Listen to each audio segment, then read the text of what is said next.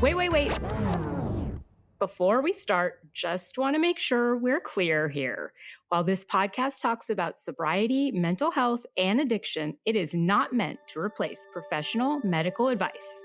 Welcome to Sisters in Sobriety. I'm Kathleen. And I'm Sonia. And we're ex-sisters-in-law, brought together in marriage and bonded through our sobriety journey. Join us as we talk sobriety, addiction, and everything in between. You're in for quite a ride. And our Substack is buzzing with amazing content, from creative mocktail recipes to insightful courses and reflective exercises. There is something for everyone. Don't miss out. It's a great way to add some extra joy and depth to your journey. Check it out. Welcome to Sisters in Sobriety. And today we are super excited to speak with Sahaj Kaur Kohli. She's therapist, a writer, a speaker, and founder of Brown Girl Therapy, the largest mental health community for children of immigrants. Her book, But What Will People Say, explores identity when growing up between cultures, and she's also host of the podcast So We've Been Told, where she has candid conversations and dissects the narratives that immigrant families pass down.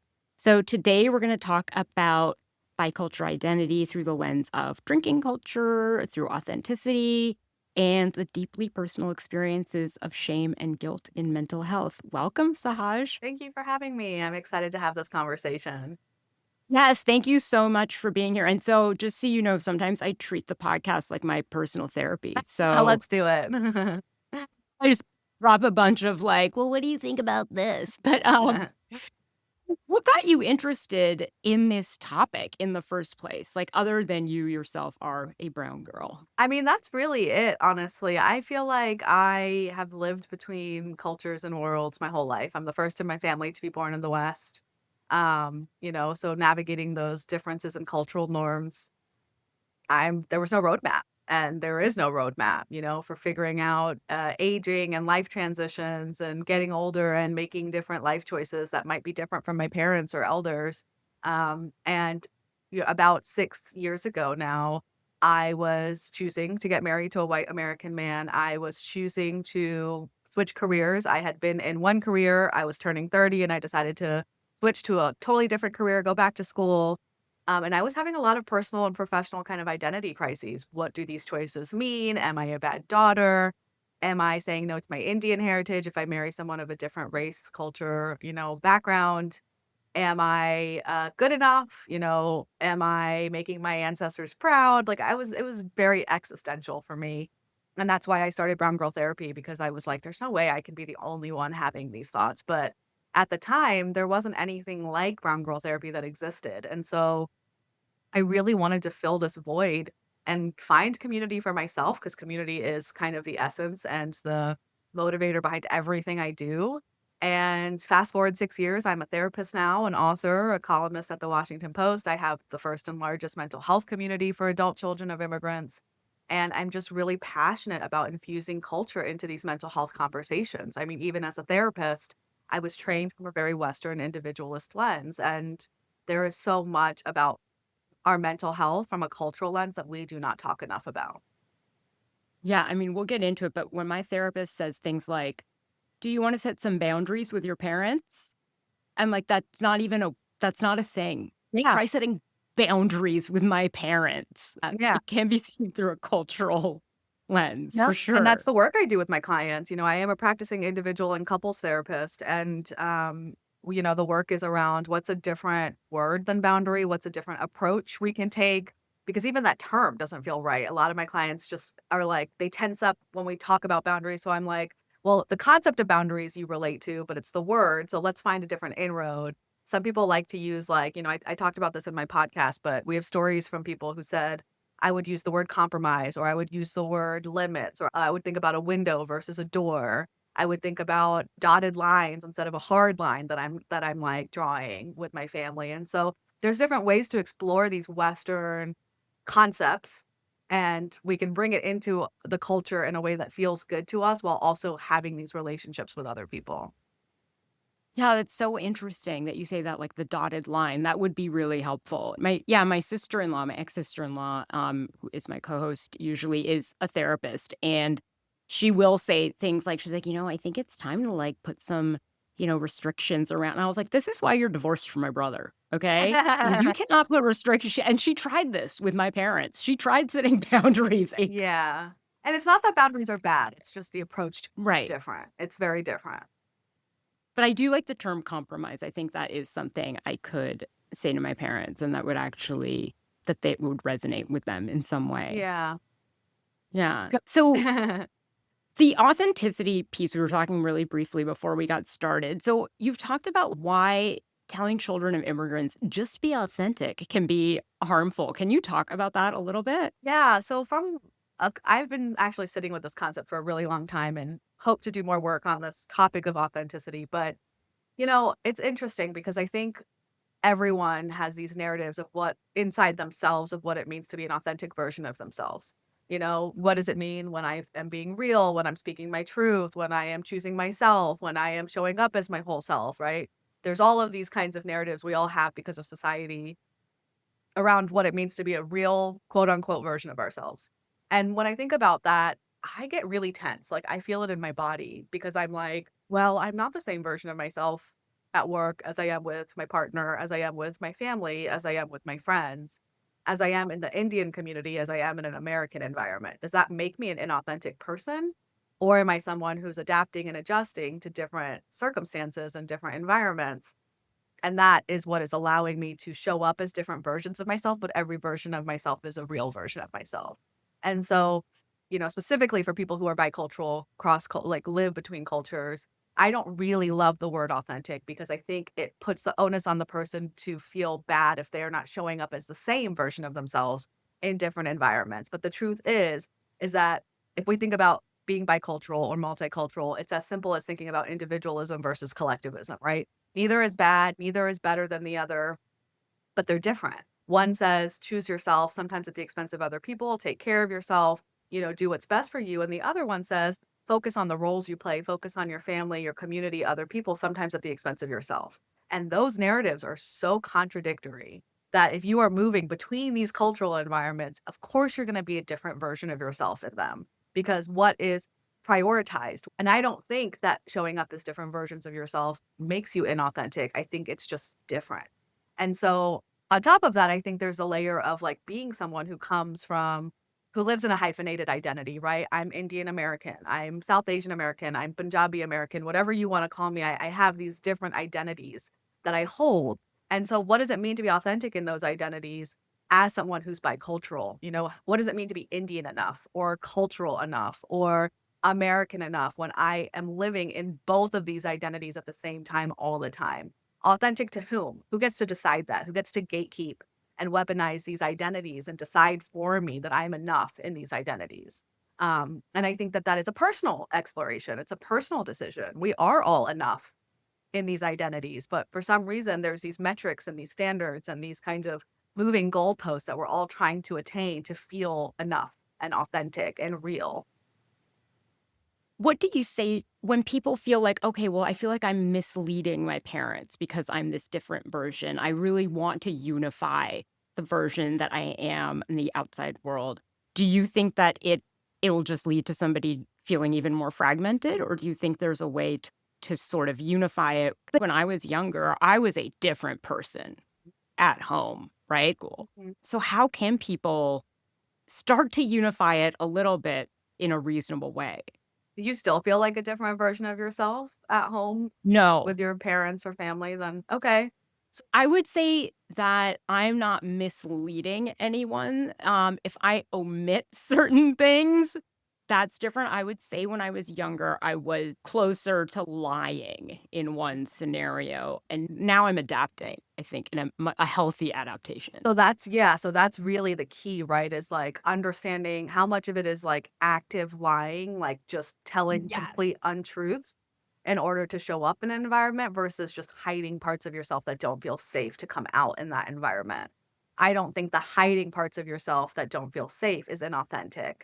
Because I think that's a safety and protective mechanism, right? I also think you're making a good point that at 18 or 17 or 16 when you're living under your parents' roof and maybe you're beholden to their roles and their financial contributions to your life and whatever, of course, there's more at stake for you to kind of fit into their version of you versus someone who might be older and gets to say, I don't need anything from you. I now get to show up more as myself because of that. So I think age plays a really big role in how comfortable we are in bringing out parts of ourselves in different environments. I think there's a values and like discernment section, like part of this that we need to explore. Like, I think that someone might be, queer and not feel like they can tell their parents they're queer. And so they might feel like they're leading a double life because they don't know how to tell their family that they're queer. Some people might look at that and say, wow, that person's really inauthentic. How can they hide that from their family? But again, it goes back to safety. It goes back to cultural context and values of fear of rejection, fear of vulnerability, fear of being ostracized. And so I think in those moments, I think it's better to reframe it as instead of saying, I'm being, I'm being inauthentic because I'm hiding this part of myself, we can say, I'm practicing discernment and choosing which value I'm honoring right now. And so, maybe your values conflict and maybe you say, I really value honesty, but I also really value family harmony and my family. And when those are conflicting, sometimes we have to choose which one we are willing to honor in a given situation. It's not always going to be the both for some people. I'm not saying that's the case for everyone, right? But that's where the Western messaging comes in and says, "Well, cut them out. They're toxic. They're not good for you." And I don't completely agree with that. I think every individual gets to decide for themselves when they want to show parts of themselves to people. It is not always safe. And I don't just mean physically safe, you're going to be physically harmed. I mean psychologically safe to show up as yourself. So when I remember, if I could have hid getting divorced from my parents, I would have, except it was like physically impossible. Yeah. But I would say I was 44 when I was getting divorced, 43, and I was surprised at the amount of growth that they had shown, right? I used to think that they were incapable Mhm. of change, and this was going to be you need to work it out, go figure this out, you need to, and they weren't. They said, what he has done is unacceptable, and we're going to move on here. And so, how often are you seeing now the immigrant parents actually starting to like embrace some maybe more Western philosophies? Are you ever surprised? I hear stories in the community about this all the time, right? At this point, I talk to thousands and thousands and thousands of children of immigrant over the course of my career. And I think every family is different and every set of parents is different. Every parent is different. I will say that I've been surprised about my own parents. My dad and I go on father daughter trips now, and we had a really bad relationship when I was growing up, but now he's apologized for things. We've been able to talk about things. And I never in my life thought that was something that would happen. And it's incredible. um, so yeah, I do think parents can change, people can change. I think I practice as a narrative therapist. So I'll say this. What that means is that I work with my clients to challenge the stories that they tell themselves about themselves and other people in their life. Basically, we all kind of walk around with this story of who we are, who we're supposed to be. That comes from family, from culture, from dominant society, from relationships, from experiences. And we have stories about other people in our lives, especially like long-standing relationships, our parents, our siblings. If you're have been with the same partner for a really long time, we kind of have these stories of who they are, who they're supposed to be, who they're going to be. And so, as a narrative therapist, part of my job is also challenging those stories. Where did this story come from? And are we actually reinforcing a story that doesn't need to exist anymore? So when someone says, "Oh, well, I already know how my dad's going to respond if I tell him this," then sometimes I'm like, maybe he will respond like that. But also now you are reinforcing a story without actually knowing if that's how he's going to handle it. So instead of saying, okay, now go tell him and see what happens, we'll prepare for it. So that's where discernment comes in. Maybe it's not comfortable to tell him right now because you're not ready. But then how do we prepare you for maybe finding the right way to tell him, the right time to tell him, how to prepare for the conversation, how to feel like physiologically grounded when you do have this conversation, setting that kind of up as best as we can. So then maybe we can allow him to show you who he really is. Maybe he will have that same reaction you thought he would, and that's unfortunate, or maybe he'll surprise you. But sometimes we have to give ourselves and other people around us an opportunity to be different and to evolve and to grow. It doesn't mean it always happens, right? I hear stories from people in the community all the time who say, my parents not changing, they're rigid, they're inflexible, they will not change when it comes to this one issue. I cannot talk to them about it. And that's really unfortunate. We can't change people, we can't control people. But then I hear other people say, "Oh my gosh, I tried again in a different way, and my mom really surprised me." So sometimes it's the way we talk about something, the inroad, the circumstance, where they are in their lives, what they're dealing with, how we talk about it. The curiosity we show to their feelings about the topic. All of these things that can change the dynamic of the relationship. Yeah. What's interesting, so my parents were very accepting of the divorce. But months later, when my grandmother died and I was at the funeral, they said my husband was at work. Mhm. Yep. So do you find That's that why I named my book, "But What Will People Say?" Because there is a yes. very real concern of what other people are gonna say, family reputation, and we have to think about it from a survival lens, right? Especially from a cultural lens, like immigrants, children of immigrants, we are coming from families and people who, because to survive, had to care about what other people think. They had to care about what their bosses were gonna think, even if there was discrimination in the workplace, because they needed to maintain that job to survive, to feed their family. They needed to care about the community, maybe back in India, because it was tight-knit, it was small, and if you got ostracized, you would lose a lot, right? You'd lose resources, you'd lose relationships, you'd lose reputation, you'd lose everything. And so we have to think about it from that survival lens, and if we can think about it, we can have a little bit more compassion and say, "Okay, this is rooted in survival because we literally needed other people to survive, but now how do we challenge that and unlearn it a little bit?" So what I hear when you tell me this story is that your parents or whoever said this, right, made this up, that your husband was at work, is operating from that survival mindset, and that Yeah. because they're too scared and they believe that they're gonna be risking something if they tell the truth. That doesn't mean you have to then take that on and do it. You can say, "Okay, fine, I'm practicing discernment, and I'm saying it's fine, in this situation, it's not that big of a deal to me," but you might have a conversation with them later, or you might decide, "You know what? I don't wanna hide this anymore from the rest of the family." That's also a personal choice for you.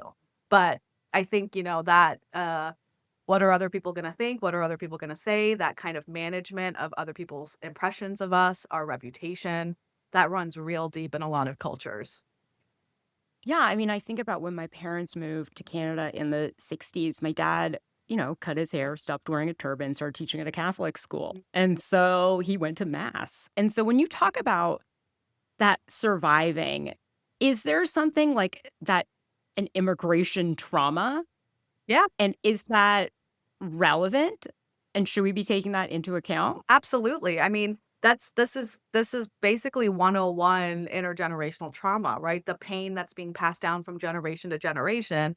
I would imagine that your dad, just like my parents, probably witnessed his parents go through whatever they went through, right? My grandparents lived through the partition of 1947 of India. They were refugees who had to go across Yeah. the border. So if they're in survival for that, right? This is just two generations above me, then when they had kids, they probably weren't focused on emotional expression. They were probably just focused on the next thing. They were in survival mode. That affected the way they parented, which then affects the way my parents were raised, which affects the way they parented me. And there's this pain that's being passed down. That pain is maybe silence, stoicism, coping skills. Maybe it's drinking. Maybe it's other types of coping skills that might be hurting us. Whatever it is, right? Pain that can be passed down until someone says, "Huh, I'm gonna just take a second to think about where this comes from. Is this a cycle I wanna break? Is this something that I want to, like, do differently now?"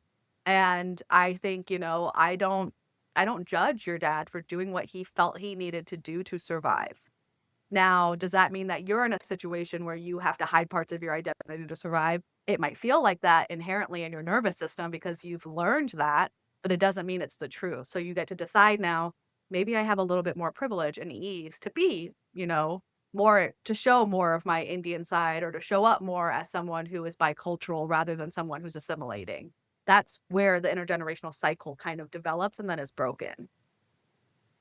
And so speaking of trauma, I know one way I used to cope with trauma was by drinking, right? And it was something I saw a lot growing up. So being Punjabi, it's like Yeah. there's drinking going on that seemed really normal. How for you growing up, how did you see drinking? What role did it play? Yeah, I mean, I'm Punjabi as well, and I grew up in a Punjabi household, and we went to community events every weekend, and alcohol is just a big part of it's deeply tied to everything, community gatherings, weddings, holidays, celebrations, anything. And so it was very normalized for alcohol to be a part of my life from a very young age.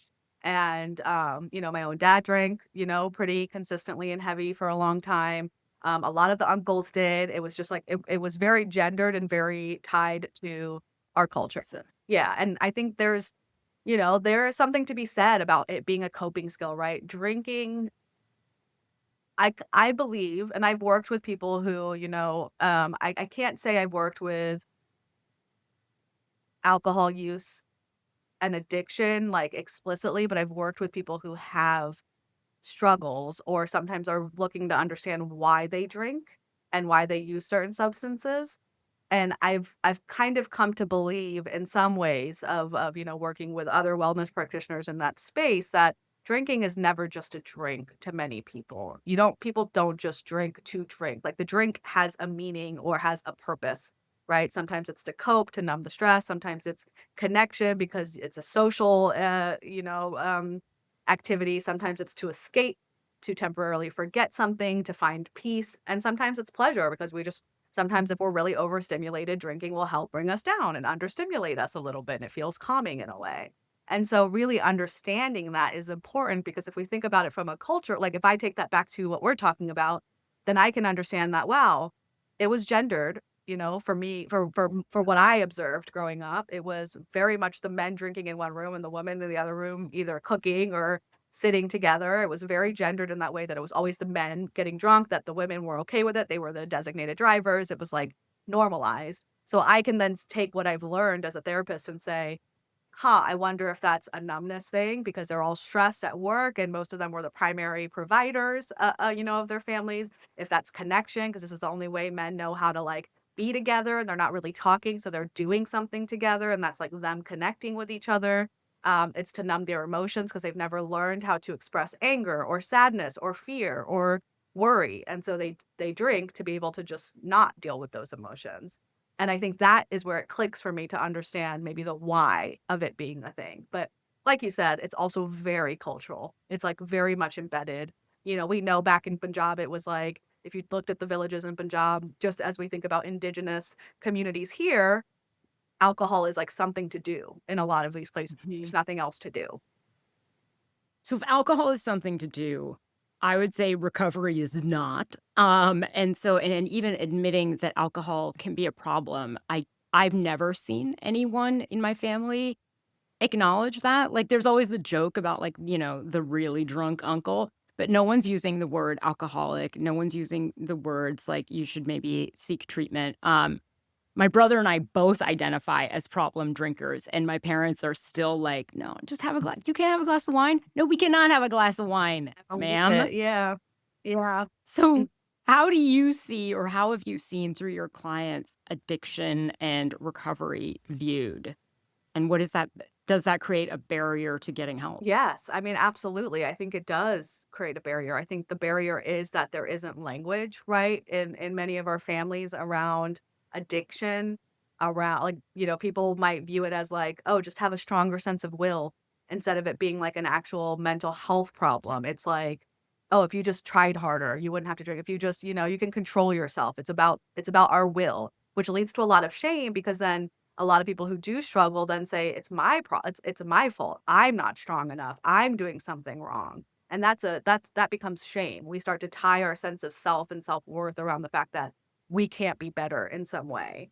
I think there's a lack of language around recovery and sobriety. I don't think that's a term I've ever heard in my community growing up of like, oh, this person's in recovery or this person's getting sober. I kind of vaguely have a memory of, like, someone in the community having to go to rehab, I think, and then everyone kind of whispered around it, but never really talked about it, and it was, like, shameful, but it was also, like, no one used the words, the right language, like, it was just kind of like, "He Mhm. went somewhere and he'll be back," like, very vague and, like, Uh, dressed in shame.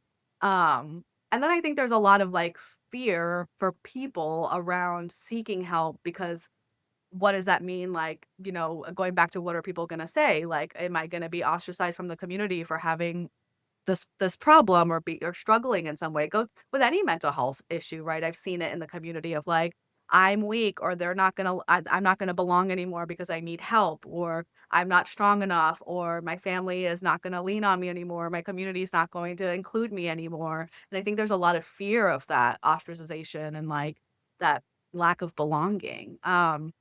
And then I think there's just systemic issues, right? I don't think like some of the programs and the I remember taking an alcohol like a substance use counseling class, and we had to go to like AA meetings and different types of meetings and join just to be able to like see what our future clients might, do and what that looks like for them.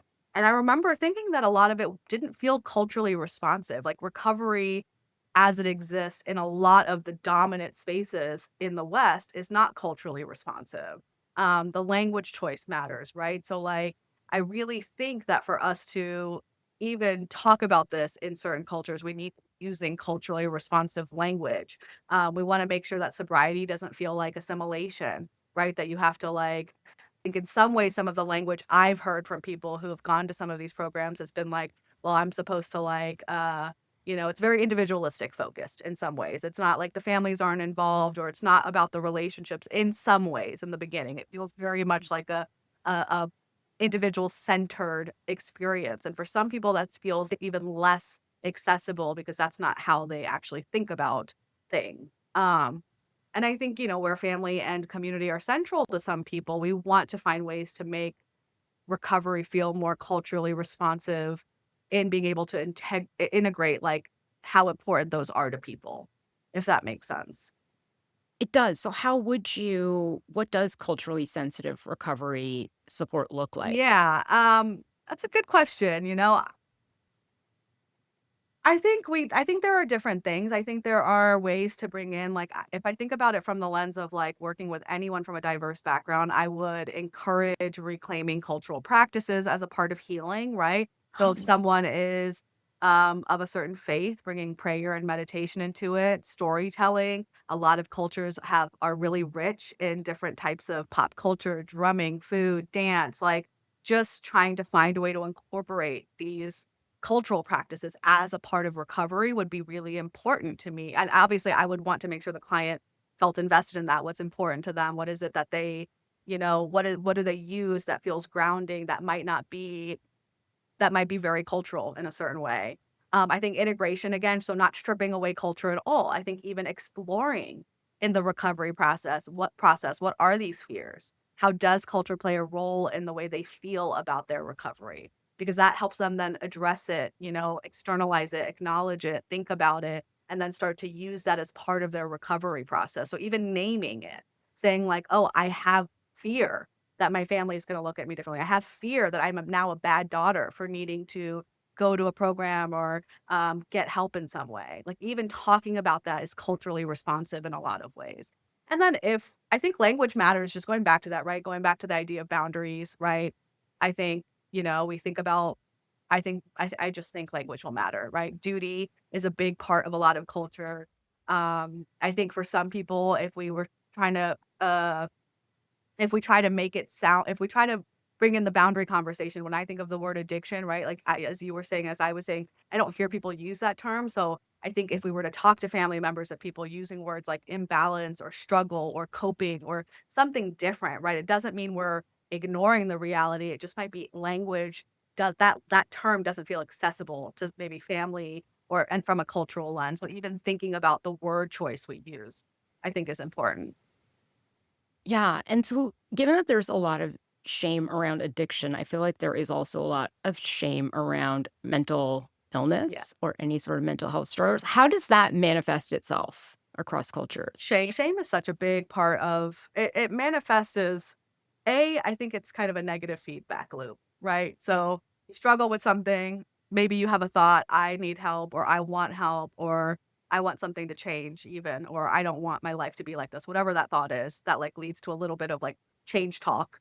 And then you immediately say, "Oh my God, I'm letting down my family, my parents, my partner, my kids."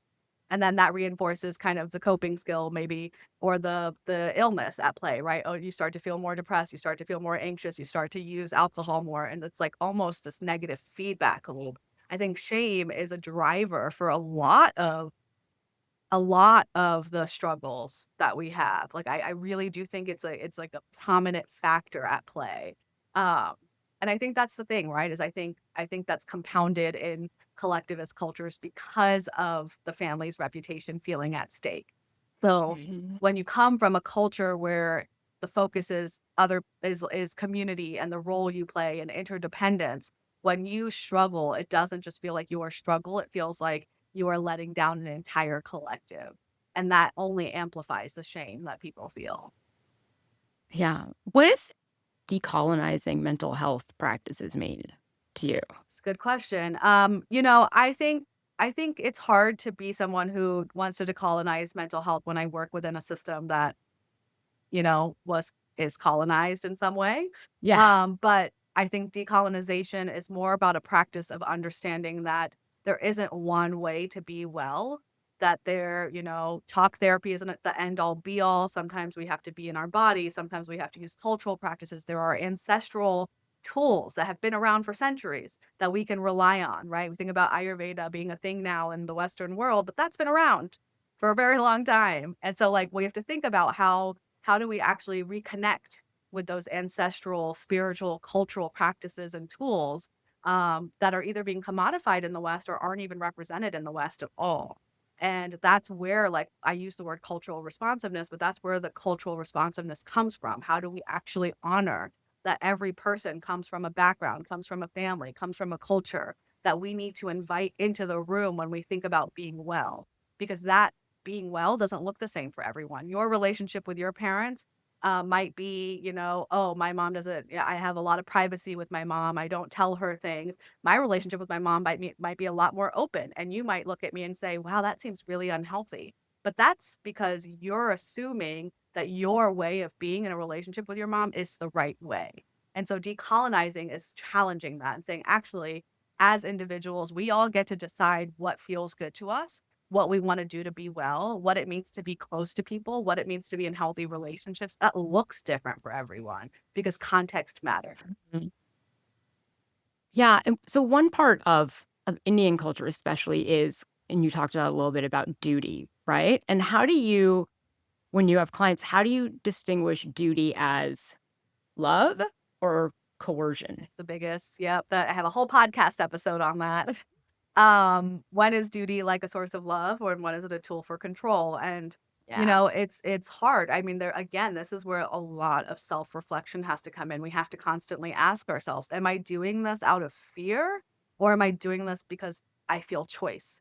Right? So duty isn't necessarily a bad thing. I think we all have duty to each other, just generally as people. That's where community care comes in, where you care about your neighbor, where I will maybe go pick up lemons for my downstairs neighbor when I'm at the grocery store. Like, that's just a sense of responsibility to taking care of the people around you, being a part of a community, being a part of a family and a collective, right? That's choice. But when it feels like I have to do things in order to feel a sense of belonging, it's almost like you have to earn that belonging in some ways. That's when duty can feel really problematic and it can feel controlling because you're basically being told you have to be this version of yourself in order to be accepted here.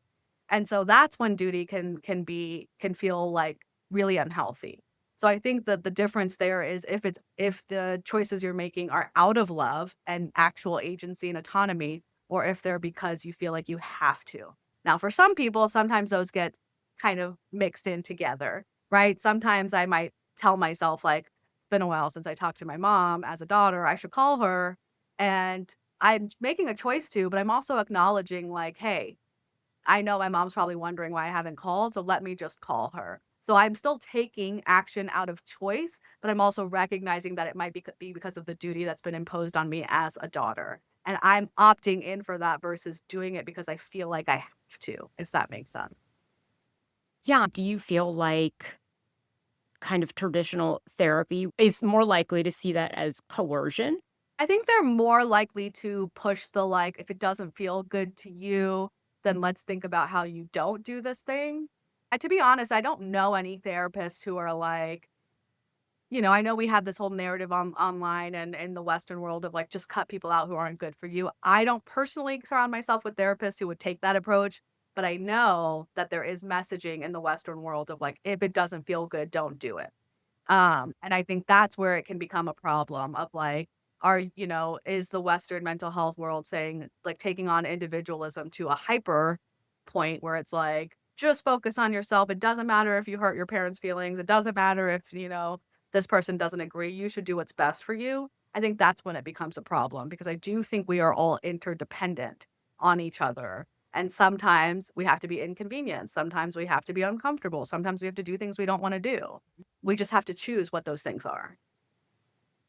Is there ever a time that you recommend cutting people out or estrangement Uh, other than like, overt physical abuse or anything like that? yeah, I mean, I would never I'm not in the game of like recommending. I am never the expert on someone else's life. Like that's how I operate as a therapist, which is why I'm so collaborative with my clients because I don't believe I know better than you. Maybe I have more expertise and I can guide you and I can ask you hard questions. I can challenge some things I'm noticing. I can point out observations, but I'm not going to be someone who says, "No, you should do this," right? Because we all have agency and autonomy over our own life. I really believe in people's autonomy to make choices for themselves. Now, what do I see in the community? I have a whole episode on boundaries, low contact, no contact of my podcast Mhm. and people's stories of like how they tried boundary setting, it didn't work, so they started going low contact, which means like maybe you see your family less or you talk less or you decide how you want to engage in a way that feels good, but not all the time. And then some people said, I tried over and over again to have a conversation about how something or how the relationship doesn't feel good to me with a family member and I'm not getting anything in return, and now to protect myself, I can't have a relationship with them anymore.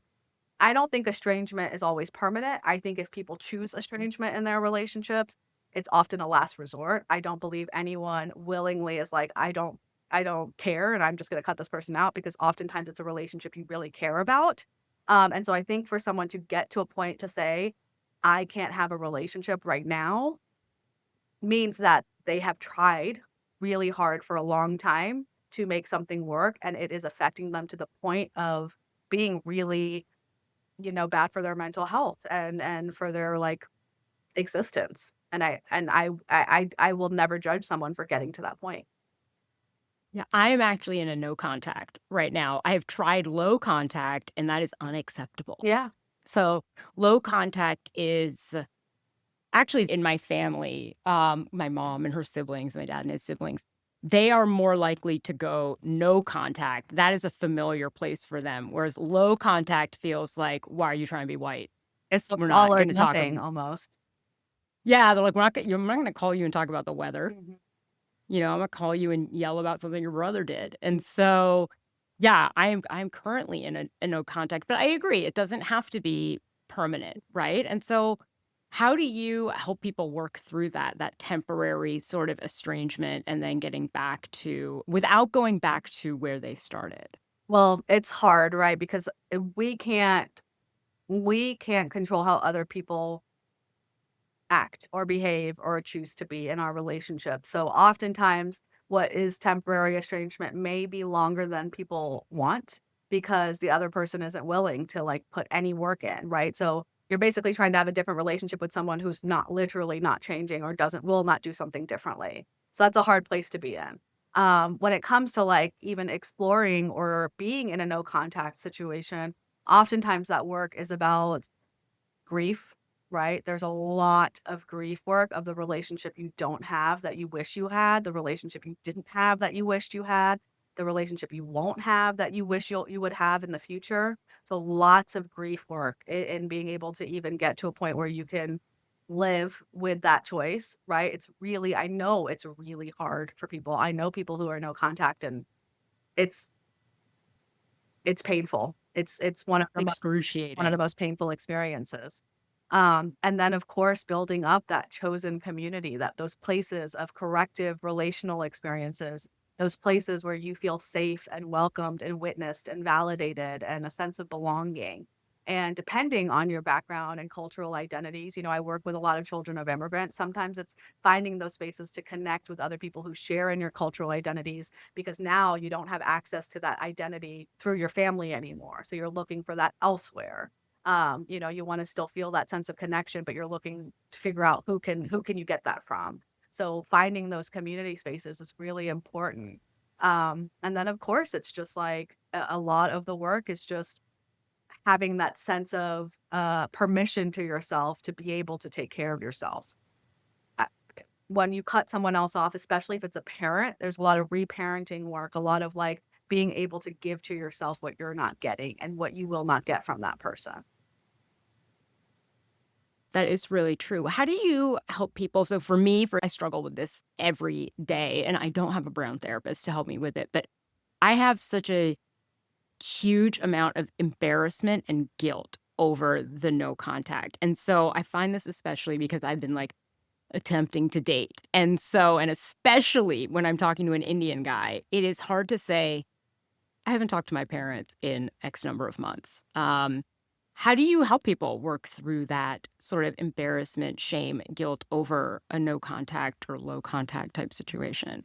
Well, my first question, not to turn this into a pseudo therapy session, would Yep. be like, what do you think it says about you to other people who Yes. don't have a relationship with your parents? Yeah, it says I'm a terrible person, right? And that is exactly, yeah, that is how I feel. Like that's the narrative I think other people have is that, oh my gosh, like what kind of selfish, disloyal kind of person would, you know, cut off contact with their aging parents? Yeah, for sure. Okay, so, I would probably like be a little paradoxical here and be like, well, if you don't want to be selfish, then have a relationship with them. What does that look like? What would that feel like to you to have a relationship with them? Yeah, it's not even like a possibility because there is like there's a betrayal situation going on. Obviously, my co-host is my ex-sister-in-law. Mhm. They're not thrilled about that. So, yeah, right now it doesn't seem possible. Yeah. It seems like it may be one day. Okay. So it's not that it's you're selfishly going no contact, it's that there's actually No. no possibility. Okay, so you just changed your tune from like 1 minute to the next of being like, I feel like it makes me selfish, but then you're saying, no, it's not selfish actually. Well, that's the I point. feel like it looks It looks selfish. selfish. So Even though I have come to terms with it is probably the healthiest situation, like, yeah, a situation for everyone, yeah, and I've tried, like and I've gone back a number of times and, like, always around the holidays, I try and it ends up in the same place, yeah. but yeah. That's where a lot of my clients are too, and that's where discernment really is so important because a really hard truth for everyone, me included, is that there are going to be people who misunderstand you and who have a narrative that you are selfish, that you are a bad kid. It is just Mhm. there will always be at least one person who has the narrative of us that we don't want them to have of us. Because people will talk and they will always talk and they will always find something to talk about. People are always creating stories based off of their own lived experiences. So if someone looks at Mhm. you and hears something about you and automatically makes an assumption about it, that is rooted in their belief system and their own experiences more than it's really about you. And so this is where discernment matters because you are dating people who you are looking to share a life with. Mhm. That point, you then get to decide, is this someone I actually want to tell the whole story to or parts of the story to so they can understand it?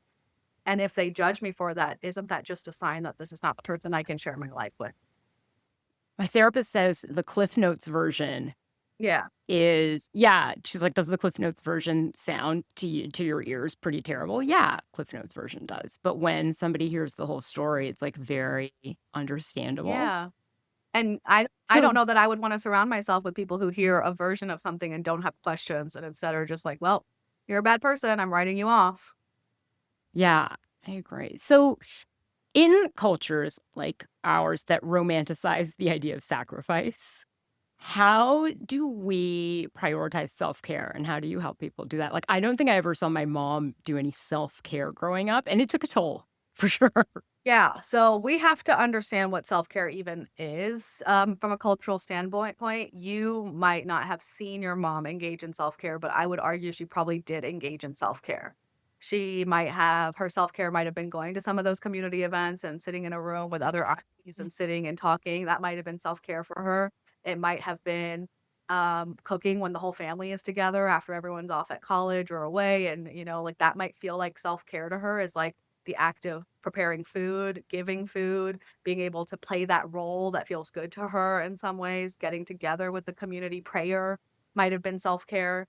And so we have to kind of rethink that self-care just looks different for everyone, and people are engaging in it in ways that feel right to them in the ways that they know how. Because not everyone has language for it, right? I'd probably argue your mom never used the word self-care, but she still did things to help herself Yeah. feel better, whatever they were. Maybe she cried in the closet when no one was looking. We don't know. Like, we don't know what her version of self-care was. And so I wouldn't say that she never did it. I would say that you didn't see it in the way that you understand it for yourself. Uh, And so I think, when we think about cultural self-care, we can frame it. So I wholeheartedly believe that self-care is a form of community care. We have to be our best versions of ourselves to be a part of communities and to be interdependent with other people. And community care is a form of self-care in that we need other people. Like, our healing is never done in isolation, ever. And so if we understand that, then there's two forms of self-care. There's how being with other people, being connected to other people, feeling seen and a sense of belonging with other people that helps us feel good about ourselves. And then there's the, like, what do we need to do on the day to day to proactively just set us up and help us feel good about ourselves. Now, I want to be very clear here that self-soothing and self-care are very different. Self-soothing is like the reactive, I'm overwhelmed, I'm stressed, I don't feel good. What do I do in this moment to take care of myself? Some people drink, some people shop, some people binge Netflix, some people go outside for a run, a walk, listen to music, whatever it is. Some of it's healthier than others, but we find ways to ground ourselves when we are feeling activated. Then self-care is the more like privileged, future focused. So your mom probably engaged in self-soothing. She might not have had the time or the wherewithal or the emotional understanding to do real self-care. Real self-care is, how do I do the hard things to set myself up? How do I go to the dentist appointment I don't want to go to? How do I have that hard conversation? How do I set that boundary in a way that feels hard for me? And we can reframe self-care from a cultural lens to say, that helps me show up better in these roles. I need to do this for myself in order to be a better daughter, to be a better partner, to be a better parent. I am better to the people I care about when I take care of myself. So I think even that reframe can help us then say, okay, how do I make time for this? I love that. I love that. I hadn't even thought about it that way. So, on that positive note, what is new with you and Brown Girl Therapy? What should we be looking out for? Yes. Well, I've got lots of stuff that are steady. My book is out. You can buy that anywhere. It's called But What Will People Say? I have a newsletter called Culturally Enough, podcast that has a first season that is out called So We've Been Told, and then the Instagram account, Brown Girl Therapy. I am working on a couple offerings for people who love us. So I am working on a newsletter for therapists to be more culturally responsive in their care. So stay tuned for that. I have a few community programs for the community coming out that are on my website, which is just my name, Sahaj Kaur Kohli. And then potentially a second book that I will not share about, but I am currently in the process of thinking about. Okay, well, you have to come back when that book is Okay. conceptualized. Thank you so much, Sahaj, for coming on. I know I learned a lot. Thank you for the therapy that I didn't have to pay for. And I had therapy today. So Great. thanks for the second You're session. welcome. And thank you all for listening to Sisters in Sobriety. And we'll see you next week. This was Sisters in Sobriety. Thank you for listening and being with us today. If you want to learn more about sobriety and meet your community, find us at sistersinsobriety.substack.com. Are you a sister in sobriety? Then reach out on social media. We'd love to hear from you. If you're feeling generous, leave us 5 stars and a review and follow us wherever you listen. You'll never miss an episode. Until next time.